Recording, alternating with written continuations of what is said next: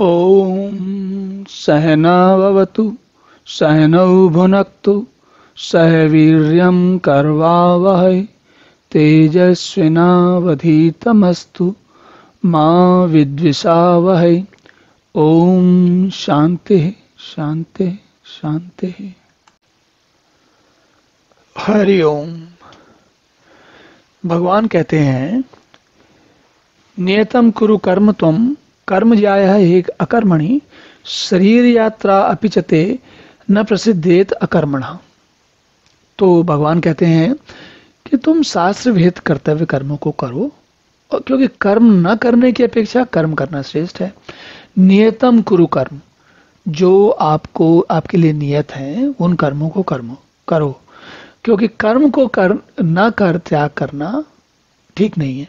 और अगर तुम कर्मों का त्याग कर दोगे तो शरीर का निर्वाह, शरीर यात्रा भी, शरीर की जो यात्रा है वो सिद्ध नहीं होती, या कर्म बगैर कर्मों के, बिना कर्मों के किए शरीर की यात्रा सिद्ध नहीं होती।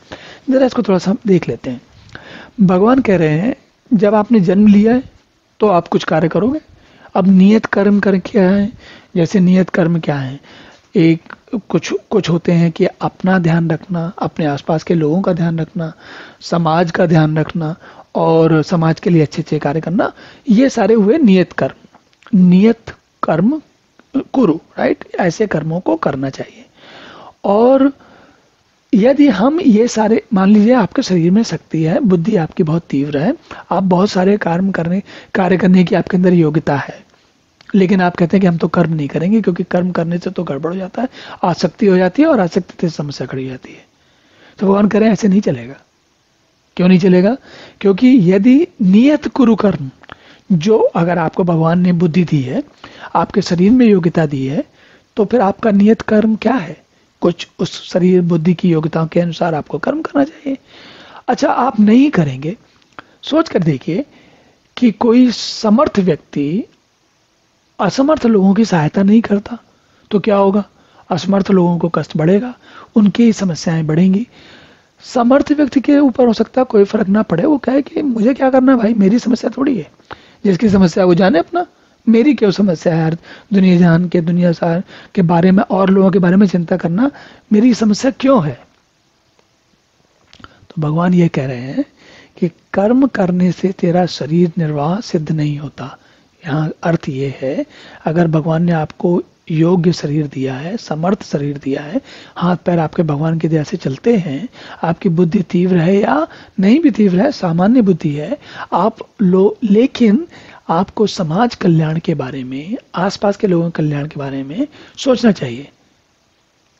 तो अब ऐसे में व्यक्ति कहेगा ओ ठीक है, सोचना चाहिए, तो मैं ऐसा करता हूं, मैं अपनी पत्नी के बारे में सोचता हूं, अपने बच्चों के बारे में सोचता हूं। इसमें क्या समस्या है? ये भी तो कुरु कर्म है, नियत कुरु कर्म है, नियतम कुरु कर्म है। दिक्कत क्या है? मैं अपनी पत्नी और परिवार के बारे में सोच रहा हूं। ये तो सभी लोग कहते हैं कि अपने अपने परिवार का ध्यान रखना चाहिए, इसमें क्या गड़बड़ है? तो भगवान क्या कह रहे हैं? शरीर निर्वाह। अब यहां जरा शरीर निर्वाह पे ध्यान दीजिए। अगर आपके पास ऐसी योग्यताएं हैं जो मात्र आपके परिवार के लिए कार्य करने के बाद भी बची रहती हैं, तब आपको क्या करना चाहिए? तब आपका नियत कुरु कर्म होगा कुछ और भी करना, समाज कल्याण के कार्य करना। और हमें इसमें देखिए, ऐसा लग रहा है कि मैं लोगों को कहूं या कोई किसी से कहे तब करें, ऐसा कुछ नहीं होता।